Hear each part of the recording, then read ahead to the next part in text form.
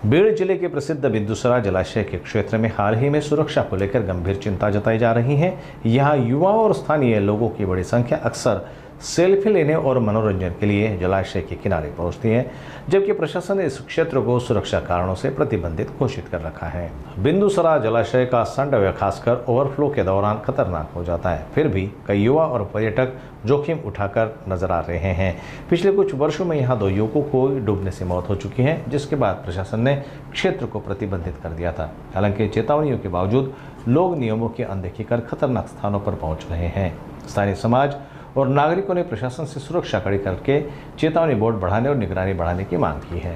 बीड शहराजवळील बिंदुसरा मध्यम प्रकल्प ऐन मे मध्ये पूर्णतः भरला असून सांडव्यावरून पाणी उचलून वाहत आहे। हे पाहण्यासाठी पर्यटक या ठिकाणी गर्दी करतायत। कालच जिल्हा प्रशासनाने अलर्ट केलेला आहे, आवाहन केलेलं आहे, सुरक्षेच्या दृष्टिकोनातून सूचना दिलेल्या आहेत की धरणाच्या आसपास नागरिकांनी गर्दी करू नये। त्याचबरोबर या ठिकाणी सेल्फी म्हणा, फोटो काढू नये, धरणामध्ये पोहू नये, लहान मुलांना काळजी घ्यावी। मात्र या ठिकाणी आपण पाहतोय की बिंदुसराच्या धरणाच्या जे सांडवा जो आहे पाठीमागे, त्या ठिकाणी लोक चादरीच्या भिंतीवर, लहान चादर जी आहे त्याच्या भिंतीवरनं चालतात, सांडव्यावरनं त्या ठिकाणी पोहत आहेत, तलावामध्ये पोहत आहेत। आणि 2021 मध्ये याच ठिकाणी 2 युवकांचा या लहान सांडव्याच्या डोहामध्ये मृत्यू झाला होता आणि वारंवार जिल्हा प्रशासनाला लेखी तक्रार करत होती। या ठिकाणी पाहतो प्रकल्प एवढा मोठा प्रकल्प असताना या ठिकाणी कुठलीही सुरक्षित व्यवस्था नाहीये।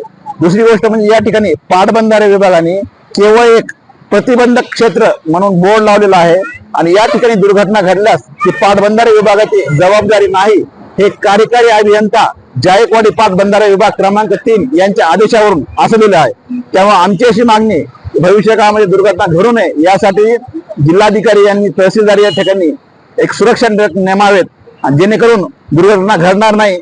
तसं लेखी निवेदन आम्ही जिल्हाधिकारी, कार्यकारी अभियंता जायकवाडी पाटबंधारे विभाग, त्याचबरोबर तहसीलदार, उपविभाग अधिकारी आणि ग्रामीण पोलीस स्टेशन पोलीस निरीक्षक यांना दिलेला आहे।